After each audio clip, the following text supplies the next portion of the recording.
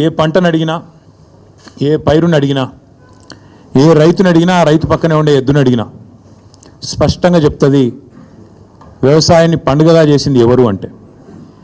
కాకపోతే జగమెరిగిన సత్యాన్ని అర్థం చేసుకోలేని వాడిని చవట అంటారు, నిజం తెలిసినా కూడా ఒప్పుకోనని రేవంత్ రెడ్డి అంటారు. అట్లా అయిపోయింది వాళ్ళ పరిస్థితి. అన్నీ తెలుసు, తెలియదని కాదు, తెలివి తక్కువ అని కాదు, లేదా అర్థం కాదని కాదు, తెలిసి తెలియనట్టు కనబడేదాన్ని చూస్తూ చూడనట్టు నటించేవాడిని రేవంత్ రెడ్డి అనక తప్పదు.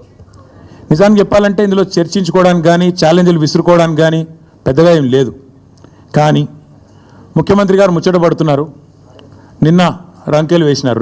రొటీన్గా ఆయన పాపం సభ పెట్టినాడు అంటే 4 బూతులు, 5 ఛాలెంజ్లు, 6 తొడలు కొట్టే డైలాగులు, 2 గుడ్డలు ఊడదీస్తా అని 2 మళ్ళీ భాషణాలు, వాగ్భూషణాలు.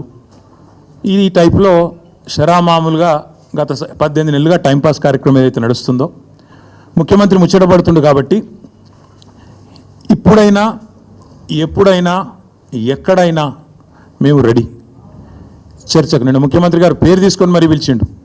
కేసీఆర్ వస్తాడా, కేటీఆర్ వస్తాడా, రాండ్రి అన్నాడు.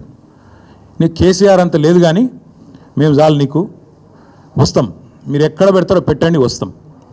కాకపోతే మేమంటే ఎప్పటికప్పుడు రెడీగా ఉంటాం. ఎందుకంటే ఇలా 10 ఏళ్ళు మునిగి తేలిన వాళ్ళం కాబట్టి మేము ఎప్పుడు రెడీ. కాకపోతే మీకు కొద్దిగా ప్రిపరేషన్ టైం కావాలి, మాకు తెలుసు.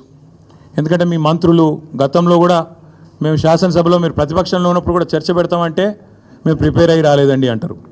ముఖ్యమంత్రి గారు అయితే ఆయనకు తెలుసు, మీకు పాపం బూతులు తిట్టడమే ఈజీ, చాలా ఈజీ కదా. బూతులు మాట్లాడడము, డైలాగులు కొట్టడం, గుడ్డలు ఉడదీస్తా అనడము, గుడ్డలు ఉడదీస్తేనే ఇందిరమ్మ గొప్పతనం తెలుస్తుంది అనడము, ఇవన్నీ చాలా ఈజీ.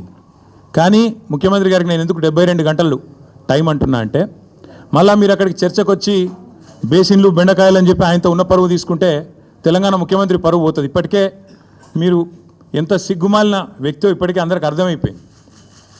ఎవడన్నా అడుగుతాడండి ముఖ్యమంత్రి